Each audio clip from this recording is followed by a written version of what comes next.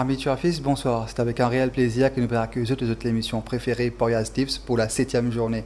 À mes côtés, Michael Choyan. Bonsoir Michael. Bonsoir Anitis. Donc là Michael, nous entamons déjà la 7e journée pour l'année 2013. Et avant de passer à l'analyse du programme de la 7e journée, comment ne pas faire mention très beau triplé de l'écurie Serge Henry la semaine dernière, notamment avec le retour en force de Seattle Ice. Exactement, le retour de Seattle Ice qui fait une très très bonne première sortie. Après les finales de la brasserie, les finales bien reposées. C'est un cheval qui finit sur un problème, mais qui finit revenir avec une force vraiment terrible. Et la monte du jockey la Judge dans les 400 derniers mètres, que tu tiens encore en dernière position. Et un vrai régal, c'était une superbe course. À l'arrivée, bien sûr, le cheval de Faucon et à l'extérieur, Monster Mascus donnait l'impression qu'il est capable de remporter la mise, mais finalement, c'est la Judge qui fait la différence grâce à un Seattle Ice complètement retrouvé. Ceci dit, Seattle Ice complètement retrouvé, Monster Mascus n'a pas démérité, l'eau ça parcours là, et je crois que ban les courses chez l'élite pour encore plus intéressant dans les semaines à venir. Il y a eu, bien sûr, Omi, sa victoire de Seattle Ice. Variante, Commodore Pete. Et Variant et Commodore Pete. Variant qui fait un excellent boy trial le mardi avant la course. Et Côte définit bien prendre le départ cette fois-ci. Très bien balancé par l'apprenti Bogirotti. Et pour prendre le meilleur sur Golden Check. Golden Check, ne connaît que à cause de Golden Check et de Ryder Cup, finit failli et n'a un bouleversement au niveau de l'écurie Paul Foucault avec Robbie Buck qui était en partance, mais finalement qui reste. Victoire de Commodore Pete, assez quand même, c'est une surprise pour moi. Et même si nous connaissons que peut-être qu'il nous fait un petit peu trop rapide pour tomber à une conclusion sur Commodore Pete, parce qu'il a fallu ne pas oublier que ça joue, que c'est un gros lapis dans cette mode, donc c'est une course à ignorer, mais malheureusement ça arrive et nous finissons dans le piège de ce fait, et Commodore Pete qui finit battre et Ryder Cup qui est très très estimé par l'écurie Paul Foucault. Triplé de l'écurie Serge Henry. Johnny Géraudis dans sa journée là fin réussi sauve la mise grâce à kitesurfer, super favori kitesurfer, alors que les autres jockeys ici et là chacun fin réussi tient ce épingle du jeu. Nous avons d'ailleurs la Judge 3 victoires, Gaëtan Faucon pas fin gagner aucune victoire, il restait muet. Toujours Richard Bullen, il attend toujours quand il break the ice, qui pas encore break the ice, alors que la Tamli finit sur première victoire grâce à une superbe monte sur Harmony to One qui finit battre Captain Vedici au but. Donc c'était une belle journée et pas beaucoup favori une ronde d'orbite qui est assez plaisant pour un petit peu ailleurs. D'accord. Et moi, on fait une formation tout à l'heure. Il faut assister, c'est vrai, à un véritable feuilleton, nous avons dit en début de semaine, avec le couple Faucun Robbie Buck. Il faut même entendre le nom d'un certain King Carlo qui vous faire ce retour au Champ de Mars, mais finalement, nous finissons apprendre mardi après-midi que Buck et Faucon se finissent réconcilier, nous capables de dire, et d'ailleurs Buck reste en poste. D'ailleurs, mardi matin, il était bel et bien là au training. Et il a travaillé ses chevaux ce matin. Donc, tout semble, entre guillemets, fin retourne à la normale. Et là, nous avons un petit coup dans les courses qui nous permet pas juger effectivement parce que le verre était dans le fruit depuis la défaite de top seller dans la Duchesse, aussi bien que la défaite d'Adeste Fidelis. Quoi qu'on dise, et avec un gap qui est ouvert devant lui, que tu pas fini pour ce gap là, c'est une raison inofficielle par rapport à sa feuilleton un peu à la Tulsi et qui nous fait trouver cette semaine. D'accord. Et sinon, nous avons l'impression que nous gagnons Robbie Buck doublement motivé pour le reste de la saison. S'il y a encore là, ça peut être doublement motivé, comme ça peut être dans le sens inverse. Et moi, mon un petit peu appréhension par rapport quand on connaît quand un réseau finit cassé. Vous pouvez pas faire ces réparations, mais c'est un produit cassé. Donc, j'espère que mon ato, mais nous pouvons trouver le fil des événements à travers ça. Il ne faut pas oublier aussi que Robbie Buck, l'année dernière, avait été licencié par Sun Gajador Et c'était un de mes moments que, après ce départ, avec l'arrivée de King Kalu, c'était le déclic pour l'écurie Gajador quand ça finit permettre lui quand même remporte le championnat. Donc, attendons voir. L'écurie Fokun a de belles ambitions. Deuxième au classement. Deuxième au classement. Est-ce qu'il se bat d'ambition pour capable assouvir par Robbie Burke? La question reste posée. Parce que nous entendons beaucoup de rumeurs, mais nous ne parlons pas de rumeurs, nous attendons la piste, le résultat qui est Robbie Burke par porté. D'accord. Et sinon, Michael, nous passe à la présentation de l'épreuve principale de la 7e journée qui finit de nous un lot vraiment alléchant quand nous guettons les chevaux en lice pour cette course. The Sawan SNSR Co Ltd Challenge Trophy avec 10 partants, notamment Intercontinental, Druids Moon, Senor Versace, Captain Ski, National Play, Solar Captain, Acupa, Silver Dice, Beacon Flare et Legal Maxim. Alors, Michael, quand nous guettons la carte, nous trouvons deux favoris, pratiquement même la côte, Intercontinental et Solar Captain, talonné de près par Captain Ski. Exactement. Et la côte, peut-être, nous ne pas une bonne indication de ce qui se passe réellement au niveau de la compétition. Captain Ski, pas oublier qu'il y a des chevaux, nous finissons fatigués depuis le début de la saison, qui est un galop de course dans les jambes, nous finissons trouver que ça, c'est un truc très très important. Captain Ski, il y en a ce galop dans les jambes, c'est le favori logique de cette épreuve. Intercontinental, fait se rentrer en 2013. Wena Solar Captain, qui d'ici fait se rentrer. Donc, entre ces trois chevaux-là, au niveau de la côte, c'est assez serré. Mais c'est un peu normal que Captain Ski soit affiché comme le favori à 350 roupies. Captain Ski, la fois dernière, il fait une superbe course. Nous sommes capables de dire qu'il fait une rentrée au 1500 mètres. Et il est vrai que la fois dernière, le couloir, tu sais un petit peu contre lui. Donc, tu peux laguer un petit peu sur les 150 premiers mètres, 200 premiers mètres pour réussir galoper en 1-9. Et là, avec la première ligne, pas prendre aucune excuse, il va se placer très facilement sur les bords, contre les bords, et peut-être laisse les autres imposer le pas, parce que nous connaissons qu'il y a Druids Moon qui est un cheval qui galope devant. Bon, pas croire que Captain Ski peut la guerre contre ce chevaux qui peut essayer d'aller devant lui. Et je pense qu'il peut très bien placer, très près du meneur. Et s'il est kick, l'autre parcours là, nous connaissons que Captain Ski en Afrique du Sud fait le sprint. Il peut monter le 1600 mètres. C'est un parcours quand même éprouvant pour un sprinter. Et moi, je pense que la ligne et le galop de course pour permettre de faire une bonne performance au 1600 mètres. Justement, Michael, quand nous avons Captain Ski, après ce premier course la fois dernière, quand nous trouvons au training, d'ailleurs, nous passe ce vidéo, quand nous peut trouver là actuellement, il laisse les vidéos sur place, il accélérer merveilleusement en pleine ligne droite et ça montre nous la belle santé de Captain Exactement, Ski. parce que les vidéos, c'est bizarre, rappelle que les vidéos, c'est un excellent track worker.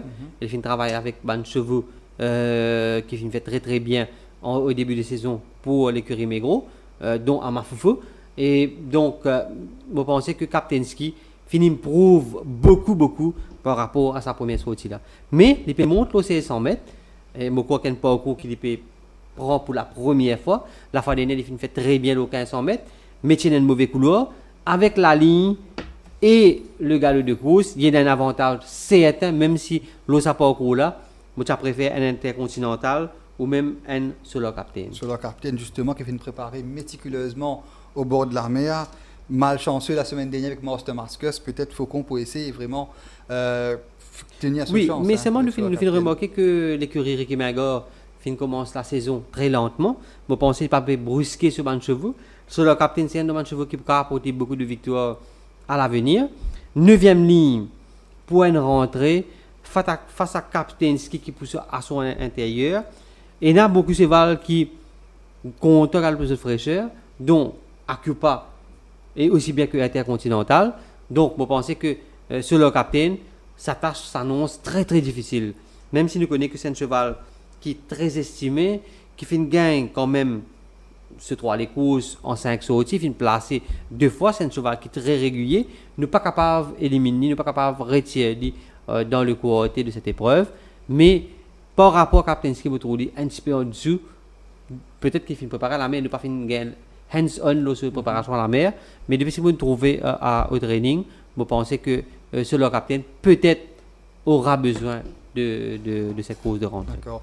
Et sinon, Michael, il y a un choix qui fait une laisse nous un peu perplexe. Enfin, nous fait une éclairciale et turfiste, c'est le choix de Richard Mullen, quand nous trouvons que Akupa, superbe forme au training, mais les films choisissent Senna Versace, que lui aussi, Senna Versace, par rapport à ce training au courant de la semaine, les films montrent nous que les films retrouvent ce forme et du point de danger certain pour les favoris. Depuis une semaine déjà, moi, je suis déjà au courant que Richard Mullen avait déjà fait son choix par rapport à Senna Versace, qui finit laisser un très bon feeling. C'est un jockey qui monte au feeling.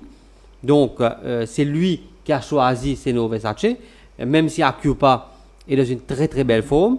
Ceci dit, je crois que dans cette épreuve, et si finalement les deux chevaux, c'est que les deux se trouvent dans une excellente condition. Maintenant, il bien faire un choix. Il a choisi Senna Versace. Attendons voir si la suite lui donne raison. Mais Senna Versace est quand même très très bien dans sa peau. D'accord. Et sinon, Michael, nous trouve Droitsmoon qui peut revenir pour la deuxième. Droitsmoon, c'est le danger numéro 1 pour Kartensky, vu que lui aussi, les Finena un galop dans les jambes la semaine dernière. Il fait une très bonne course. Je expecte pour faire une très bonne course, pas de gagner. D'ailleurs, pour le placer, je expecte pour là. Avec sa quatrième ligne, il est très rapide. Est-ce qu'il est pour prendre le commandement ou bien il peut essayer de suivre en deuxième position ou proche du meneur pour essayer de partir avant les autres? L'eau sur les courses la semaine dernière, moi, je une très bonne chance. Il faudra faire très attention. Le cheval est très bien. Il a été gardé cette semaine l'eau sous fraîcheur. Et je crois qu'il nous capable d'attendre un big run from Droitsmoon. D'accord. Et au bout d'accord avec moi, Michael, que peut-être intercontinental pour gagner des courses difficiles, 61 kg au 8e couloir. Oui, je pense qu'il gagner des courses difficiles, mais pas oublier que ce cheval-là est très maniable. À 208e ligne, je crois que Johnny Giroudis peut essayer garde une position quand même en midfield, en 1-9. Mais la semaine dernière, nous finissons trouver que Greenkeeper finit piégé à l'extérieur de Skimmerall.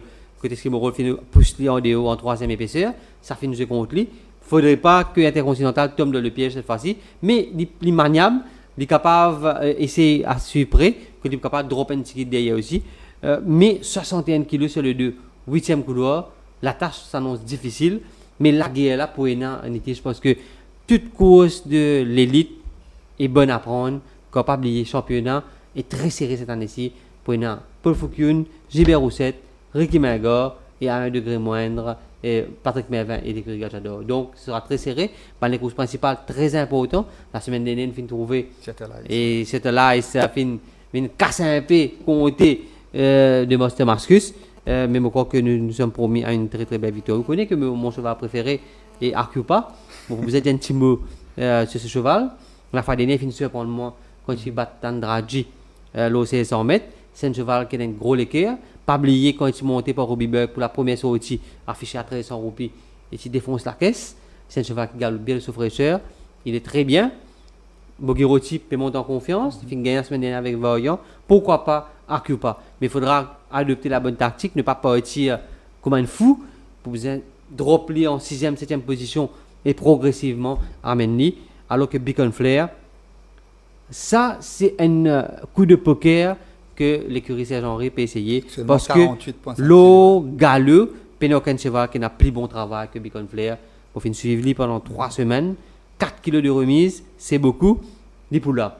S'il finit bien pour se découvrir sur le travailleur, comment vous avez fait peut-être qu'il y a une tactique qui est capable de vendre sa découverte là. Oui, parce qu'il n'a pas. C'est vrai. Et lui aussi, je pense que le parcours est quand même, il remonte 1600 mètres côté fin gagné 2 fois.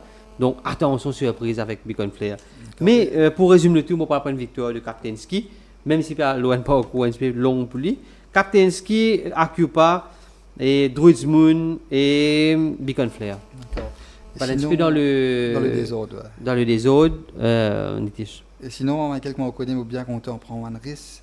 Bien content, un cheval qui coûtait à 1000 roupies, 200 roupies. D'ailleurs, ça découvre ça, mais laisse-moi aller par le choix de Richard Mullen. Le gris. Voilà. Non, façon qu'il fait le travail, il nous fait un impressionnement. Et si nous guettons au niveau de la classe, au niveau de la tenue sur 1600 mètres, c'est Versace, c'est vrai, s'il galope bien. Mais c'est une négociation ouverte quand même, parce que Kartensky n'est pas favori, mais il pédale le parcours dans les jambes. Il n'est pas dire comme ça parce qu'il peut monter là pour la première fois. Il est dans la ligne avec un galop de course. Mais que ce soit Droitsmoon, c'est Versace, sur le capitaine Akupa, je très bonne chance de pouvoir figurer dans cette course. Une course très très ouverte. D'accord. Et ce Versace Intercontinental, Solar Captain et Acupa dans les autres. Tout à fait. Yes. Et sinon au niveau de la cote des partants, il fait qu'il y a une indication sociaux qui fait qu'arriver là à la fermeture des paris, Intercontinental est à 470, Druids Moon 800 roupies, Seno Versace 1400 roupies, Captain Ski 350 roupies, National Play 3000 roupies, Solar Captain 430 roupies, Acupa 1200 roupies, Silver Dash 2000 roupies, Beacon Flare 3300 roupies et Legal Maxime est à 3500 roupies par yard de la cote fixe. Et sinon, man cheval qui devait plus jouer, d'ailleurs à la cote fin affichée au niveau de 13-15 heures aujourd'hui. Captain Ski, un peu de jeu, aussi bien que Druids Moon. Mais là, on retrouve des temps après l'ouverture des paris et pas trop de jeux. On est capable de dire demain matin, travail là et larguer une fiche. D'accord. Et là, Michael nous passe la présentation de la première course de la journée de samedi, The Mystic Snow Cup, qui finit à 10 partants. Et d'ailleurs, là, on note le retrait de Infinite Destiny, qui peut être remplacé par l'Emergency Acceptor Cactus Wolf, d'accord, qui sera piloté par Swapnil Rama. Non, sera piloté par Vikram Sola. Vikram Sola avec 1,5 kg de remise. D'accord. Et voilà, le numéro 1, c'est Final Frontier. Numéro 2, fin retiré. Numéro 3, Pale Ale. Numéro 4, Orc Royal. Rule of My Heart, Duck on Time, Good Time Charlie, Pride of Russia, Fearless Thomas, Spaceman et une finale Cactus Wolf avec l'apprenti Vikram Solancel. Et sinon, Michael Nekos, c'est vrai, difficile de faire un pronostic. D'un 0,25, très difficile. Maintenant, d'un 0,22, encore plus difficile. Et Final Frontier fait une très bonne performance à fin d'année au 100 mètres. Et je pensais qu'à 600 mètres du but, mais le jockey, le cheval ne prend pas le mot à 600 mètres du but. Et l'apprenti Boghirosi hésitait un petit peu. Et c'est là que Vikram Sola fait la différence quand il sortit avec Royal. Ça lui coûte la victoire.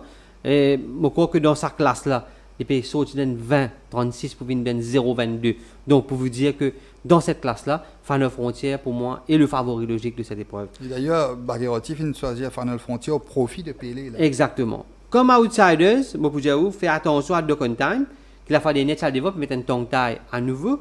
Et il tient la quatrième ligne, il peut très bien placer, peut-être pas devant, mais il peut très près du pas. Donc, c'est un de ban chevaux qui bien faire attention dans sa course. Sinon, vous retenez aussi Fearless Thomas de la troisième ligne, avec 4 kg de remise de Niven mardi. Il peut faire très bien. Oubliez les courses de la dernière fois, il finit faire un boy trial mardi. Il finit sorti très bien dans les stalls. S'il est sorti, lui aussi de sa troisième ligne, attention, il y aura danger. Pour ajouter à ces 3 chevaux, je ne suis pas capable d'éliminer Orc Royal. N'oubliez ce dernier courses de la dernière fois. Favori battu à sa dernière sortie. Favori battu, un petit peu comme Komodo Pete. Il fait tongue taille pour la première fois. Il est parti bien respirer la dernière fois. Malheureusement, il finit une 10e couloir. Mais peut-être c'est un blessing in disguise. Attention à Orc Royal. Ces 4 chevaux-là, vous pensez à retenir. Rule of My Heart finit une mauvaise couloir. Donc, vous pensez qu'il gagne des courses difficiles. Alors que Spaceman est un cheval erratique. Mais s'il est seul devant de sa deuxième ligne, il pourrait tenir jusqu'au bout. Vous pensez que vous jouez entre ces chevaux-là. Mais mon favori logique, pour moi, reste Final Frontier. Je vais mettre à la deuxième place Duck on Time. Troisième, Fearless Thomas. Et quatrième, Orc Royal. D'accord. Et sinon, moi, je suis bien content Fearless Thomas de sa course là avec l'apprenti Niven Mardi. C'est bien qu'on n'est pas, moi. C'est vrai. Et que nous trouvons aujourd'hui, c'est dans Carvelli. Et là, pourquoi pas un cas de Carvelli pour Niven Mardi. D'accord. Et sinon, indication de la cote de la première course. Oui, de la première course. Ici aussi, je me fais remarquer qu'il n'y a pas beaucoup de jeux par de la cote fixe. Et ben, on a perdu un petit guide. Et vous connaissez, il finit destiné, finit retiré. Ben, on a parti mettre la cote de Final Frontier. 1400 roupies Pale Ale. Orc Royal, à 1100 roupies. Rule of My Heart, à 450. Duck on Time, 1200. Good Time Charlie, 2000. Pride of Russia, 2000. Fearless Thomas, c'est vrai qu'il est au compte en 550. Alors que Spaceman, lui, est à 200 roupies. Cactus Wolf, qui sera piloté par Vikram Sola, est affiché à 1100 roupies. Pas oublier qu'il peut avoir 1,5 kg de remise dans cette épreuve. D'accord. Et sinon, là, nous passe présentation de la deuxième course, The Dehanan Doyal Cup, avec que 5 partants sur le kilomètre, avec Mr. Black Tom, Cash Load, Allocation, Royal Joke, Prince Paseo. La dernière fois, Michael, Mr. Black Tom fait une batte Allocation. Et là, cette fois-ci, Allocation fait une bon couloir. Et aussi, le d'or engage Cashload, qui est le choix de Richard Mullen. Peut-être les 3 favoris de cette course. Hein. Oui, et pas oublier que la fois dernière, Tiena a quand même 2,5 kg de différence entre Allocation et Mr. Black Tom. Cette fois-ci, ça fait une passe à 4,5 kg. La différence entre ces deux chevaux était moins d'une longueur. Que 4,5 kg de la balance, il fait plus beaucoup. Et pas oublier, c'est une circonstance défavorable contre Juggler la fois dernière, que quand les distances cravassent de sur la main, ce gogol qui déplace. Ce gogol qui déplacé, le film perd ce momentum. Donc, nous ne pouvons pas dire que tu peux battre peut-être, allons dire, une demi-longueur, mais une demi-longueur, 4,5 kg cette fois-ci, au lieu de 2,5 kg, 2 kg de plus pour Mr. Black Tom, ça devrait peser lourd dans la balance au niveau du finish. Allocation, oui. Deuxième ligne sera seul devant. Mais pas oublier que le choix de Mullen, c'est Cashload. Cashload qui reste 2 victoires consécutives. Et d'ailleurs, ce travail, c'est très bien. Hein, très minutieusement préparé. C'est mon favori dans cette épreuve. Bon, pas une victoire de Cashload, mais quoi qu'il a été préparé ready to kill dans cette épreuve. Cashload, Allocation. Attention à Prince Paseo qui fait une très bonne course quand même la dernière fois. D'ailleurs, Willen. Et il est vrai, l'IP monte dans une catégorie supérieure, mais l'IP vient tenter ce sens avec un poids assez léger. Nous connaissons que le jockey David fait très bien actuellement. Première ligne pour Prince Paseo. Bon, par quoi, il est pour les sabots là très facilement à Allocation. Et pour rester de ce sillage. Et le premier à attaquer Prince Paseo pourrait être attaqué Allocation, pourrait être Prince Paseo. Attention, surprise avec Prince Paseo. Michael, vous êtes d'accord avec moi que le danger principal du favori, Allocation. Et d'ailleurs, on a ce vidéo de mardi matin, les Snaggetic, un cheval là qu'on peut trouver. Hein. Il est en excellente forme, il finit bien prendre sur les courses la fois dernière. Et attention, un coup tactique de Yachine Mamdi, que nous trouvons du papier du gagne bon la monte pour essayer de tenir ce change chez l'écurie Gajador. Et d'ailleurs, quand il fait l'appel, je connais vraiment la montée, il fait l'appel. Et je pense qu'à l'occasion avec sa deuxième ligne, malheureusement, il y a Prince Paseo à son intérieur, mais à l'occasion, il est un cheval très très rapide. Pourquoi il faut prendre le commandement devant Paseo? Paseo sera là, Cashload pour bénéficier d'une course idéale avec, avec du pas. Et Cashload, Allocation, Prince Paseo. S'il y a surprise cette épreuve, j'aime bien Royal Duke de par la façon qu'il finit entraîné. C'est un cheval qui a beaucoup de finish. Si l'apprenti cela peut se la main, il n'est pas pressé et qui n'a du pas dans cette épreuve, on devrait le retrouver au finish. Voilà mes 4 préférés. Il y en a 5 chevaux. Vous pouvez prendre le risque d'éliminer Mr. Black Tom. Pourquoi ça, Michael? Et vous pensez que le poids, cette fois-ci, 60 kg, mais finit quand même au bas. Finit un chevaux qui finit le poids finit diminuer et point à danger pour lui par rapport à ce dernier des courses. Mais quand même, il reste un très bon cheval. Les 5 chevaux portent avec leur chance, mais le choix de Mullen. Vous pouvez suivre un peu Mullen cette semaine-là. Et d'autant plus qu'il nous fait une tangier, un certain Noël Calo, peut-être de retour, peut-être Richard Mullen. Une tangier, ça. Ouais, c'est vrai. Non, c'est vrai. Cashload, vu ce qu'il démontre nous l'année dernière et ce forme qu'il a affiché au training, pour moi aussi, favori logique dans cette course. Et sinon, mais sinon, au niveau des paris, c'est pas le choix des bookmakers. Les bookmakers font affiche Allocation favori à 250 roupies. Mr. Black Tom est à 370 roupies. Cashload 370, Allocation 250. Royal Duke 2500 et Prince Paseo est à 700 roupies. D'accord. Et là, nous passons présentation de la 3e course. Henri Itier CBE Cup avec 7 partants, notamment Forest Shelter, Pixis, Volacious, Friday Lunch Club, Moon Raider, Double Dash et Bone Supreme. Alors là, Michael, grand favori de cette course, Forest Shelter. Forest Shelter qui, par contre, la fois dernière, c'est assez décevant. Mais qu'il en soit, c'est un gros lapli. C'est un gros lapli. Même ça, vous pensez que, même si on ne peut pas le juger, la pisticolote à 3.1, il est à revoir. C'est vrai qu'il est dans une super forme et surtout, il est aligné dans une classe inférieure qui paraît trop fort de sa catégorie-là. Oui, Forest Shelter, définitivement, à la main. Il devrait peut-être se méfier de Bone Supreme qui peut essayer prendre le commandement et ses pieds sur l'adversaire, alors que Double Dash, lui, il est pour tributaire du pas. Est-ce qu'il peut n'a pas dans cette épreuve-là? Et Volacious, quand même, est très rapide, mais il retourne après un petit problème, alors que Bone Supreme peut essayer certainement piège sur l'adversaire. Mais pourquoi pas prendre sa quantité pas qui me pense là? Cette épreuve, c'est pour ça que Double Dash perd avec un désavantage certain dans cette épreuve. Et pas oublier que Forest Shelter descend de catégorie. Dans sa catégorie-là, il fait une batte quand même ban chevaux comme Carcassonne, Captain Tempest et même, Captain Tempest. Donc Forest Shelter et Double Dash, Boone Supreme et Friday Lunch Club qui se trouve en progrès. D'ailleurs, fin cause la suspension de Yachine Mamdi et les propriétaires, même l'écurie, fin faire appel à Nishal Tia pour suppléer Yachine Mamdi dans cette course. Trouver un choix, c'est vrai, l'entraîneur, propriétaire. Et sinon, Michael, il y a un cheval danger pour moi, mais bien content ce cheval-là, de Forest Shelter, quand on fait une trouve sur un cheval, on a galopé la semaine dernière. Pixis, je connais qui a gagné avec l'apprenti Auril l'année dernière, peut-être surprise de la judge. Oui, Pixis, je crois qu'il est bien. C'est un vieux cheval et on ne sait pas à quoi s'attendre de lui. Mais il est imprévisible. Tout à fait. Et c'est un cheval qui, quand même, fait descendre de beaucoup de classes. Donc, à respecter quand même. Mais aussi, dans les courses, c'est un petit peu difficile pour battre un Forest Shelter ou un Double Dash. D'accord. Et sinon, indication, la cote de la troisième course oui. Forest Shelter est affiché à 220 roupies. Pixix 1200. Volacheuse 2000. Friday Lunch Club 750. Moon Raider 1400. Double Dash 320. Et Boone Supreme est à 2000 roupies. D'accord.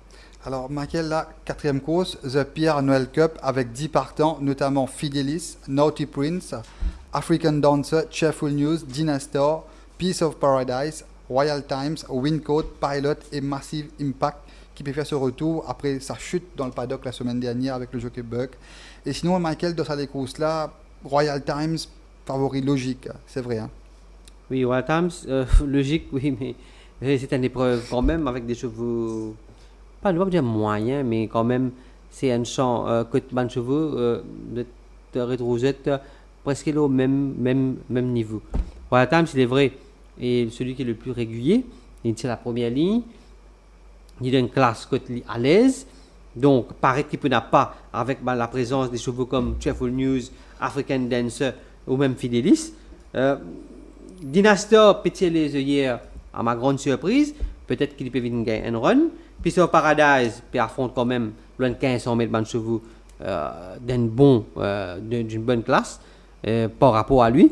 Windcoat, lui, la fois dernière, nous pas capable de dire ça, les courses, ça quand même lui aussi, il a respecté de sa deuxième ligne. L'écurie est en forme, alors que Pilot peut mettre les pacifiers pour la première fois, a fait très attention, même si jusqu'ici il a été une grosse déception. Massive Impact, tout dépendra de son comportement dans le paddock, trop nerveux, mais nous devons trouver aussi qu'en Afrique du Sud, c'est pas un champion, il a encore tout à prouver.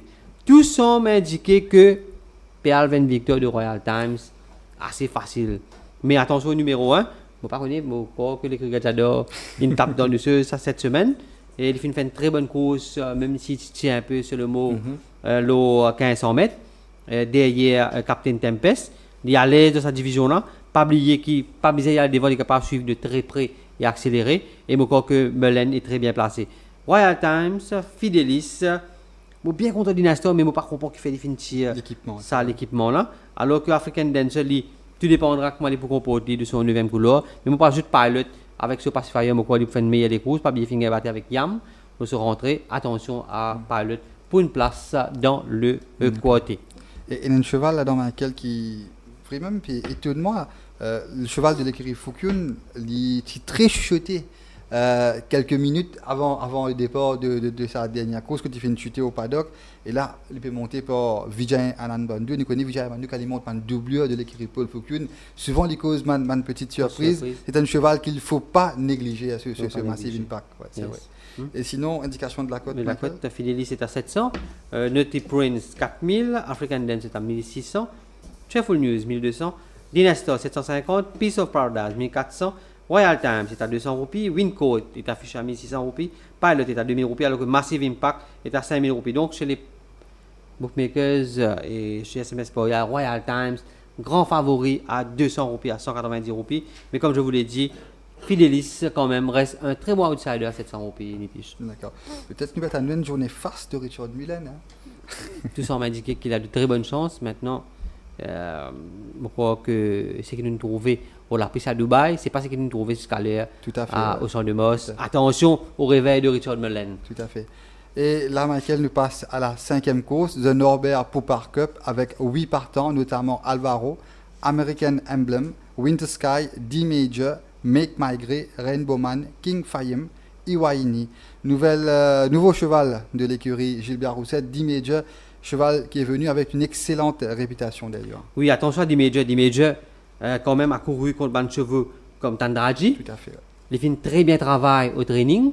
Maudit m'a fait tourner très très bien. Avec sa deuxième ligne, c'est un danger. Il reste définitivement un danger. Mais moi, mon favori reste quand même Alvaro. La fois dernière, battu par un grand Gida. Et en l'absence de Gida, dans sa classe-là, 30-46, quand il paraît beaucoup plus fort que les autres, avec les Sidewinkers, je crois qu'il est bien placé pour gagner. Mais il faudra battre Winter Sky, qui sera seul devant. Moi, je pas croire que Iwaini, avec sa troisième ligne, pourra laguer avec Winter Sky pour le commandement, qui est très très rapide. Et si Winter Sky a une soft lead devant, il sera très très difficile à remonter. Mais 60.5 contre 61 kg, 0.5 kg seulement de différence, Alvaro devrait pouvoir faire la différence en ligne droite finale. D-Major reste un très bon outsider Nitish, alors que King Fayem la dernière fois, lui, a été très malchanceux. Il n'a pas fini de gagner un clear run. Et nous bisons ajoute-lui. C'est l'arrivée, Moko, qui pour dans un mouchoir. Alvaro, Winter Sky, D-Major et King Fayem. Attention à King Fayem, nous pouvons mettre bien en phase aujourd'hui le Richard Belen. Nous croyons que Richard Belen. J'espère qu'il n'est pas décevant nous, c'est vrai. Ouais. Et comme on nous dit, Michael, D-Major, c'est un cheval qui vient préparer méticuleusement. Et me penser, avec ce deuxième ligne, il prend un gros morceau dans sa course là, c'est vrai. Un cheval de bonne réputation. La semaine dernière, nous trouvions que fini la déception avec West et Alabalou. Mais quand même, D-Major, il fait un travail avec Ghost Dog mardi matin. C'est ce travail-là qui fait une tape dans l'œil. Mais je travaille un peu plus avec Alabalou. Est-ce qu'il peut suivre les traces d'Alabalou ou bien il peut suivre les traces de Ghost Dog? Voilà, la question reste posée. Au niveau la cote, et Alvaro est à 550 roupies, un très bon outsider. American Emblem, 2000 roupies. Winter Sky est le favori à 350 roupies. Il sera seul devant, je vous le rappelle. D-Major, très bon outsider à 550 roupies avec sa deuxième ligne. Make My Grey, une déception la dernière fois, délaissé par Gerudis, 1400 roupies. Rainbow Man, 2000 roupies. King Fayem est quand même lui à 620 roupies.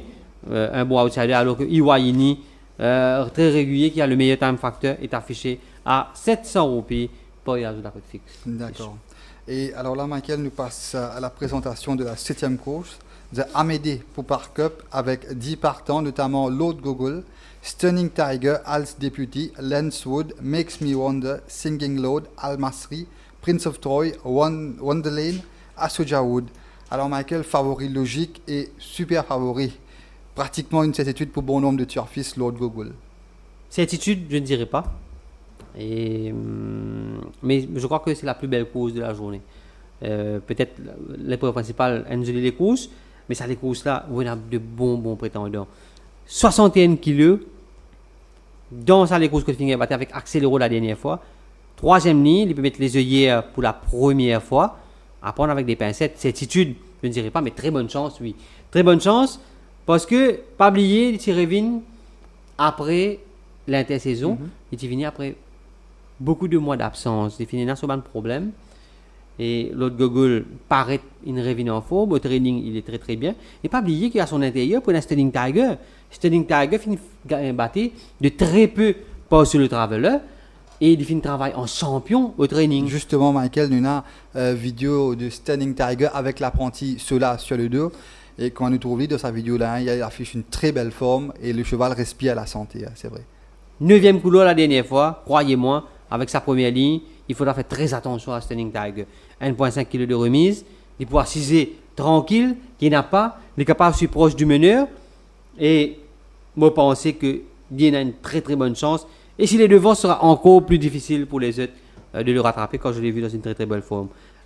As Deputy, sa dernière course était à ignorer. Beaucoup d'équipes galopent en progrès, mais pour gagner, je me pose un petit point d'interrogation. Lance Wood a terminé très près de ce Traveler. Lui aussi, les fins a quand même fait très très bien. Mais là, je trouvais que le cheval n'a pas été alloué à Morchalis. À Morchalis. Donc, Morchalis, selon les ont dit, serait sur le départ.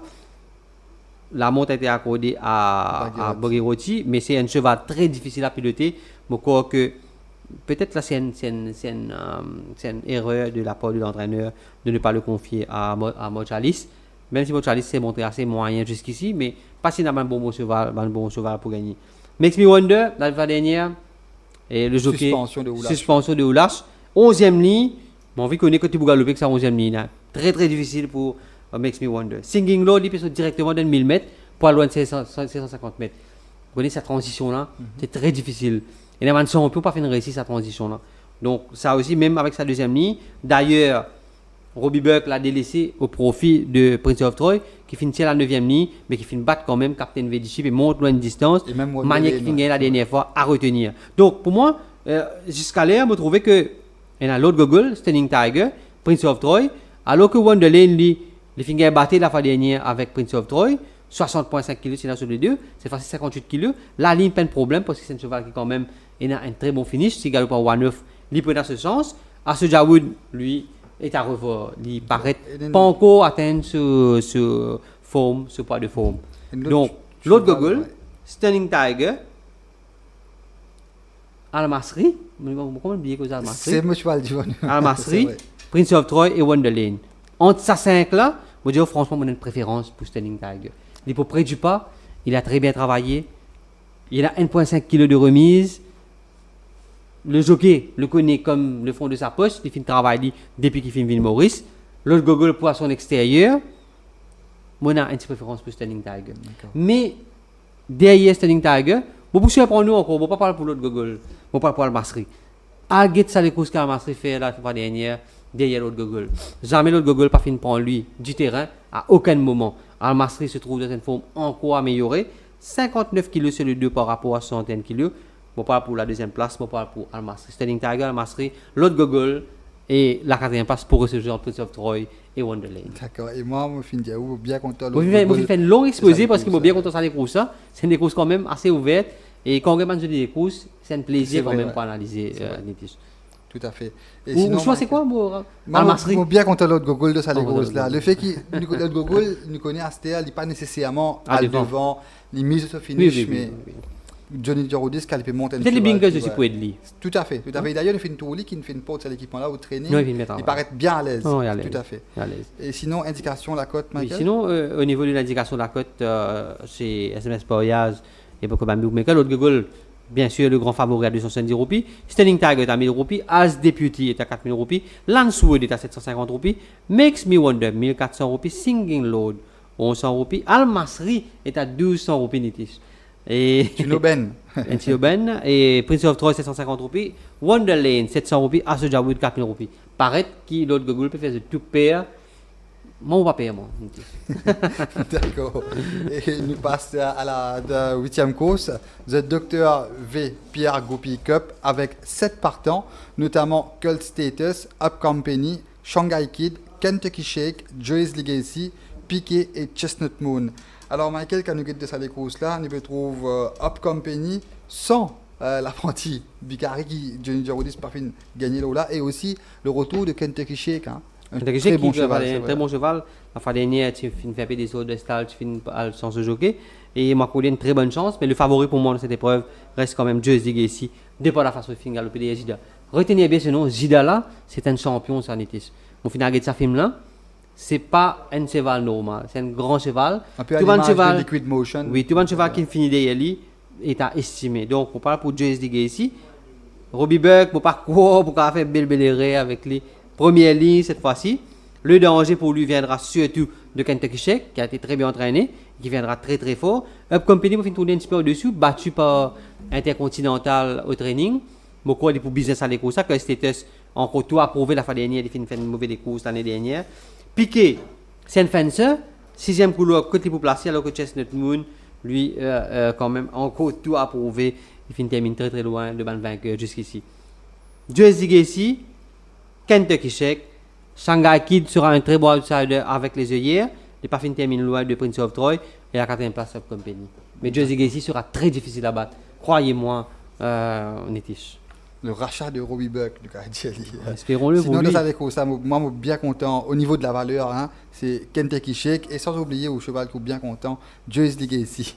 Et indication, la cote, Michael?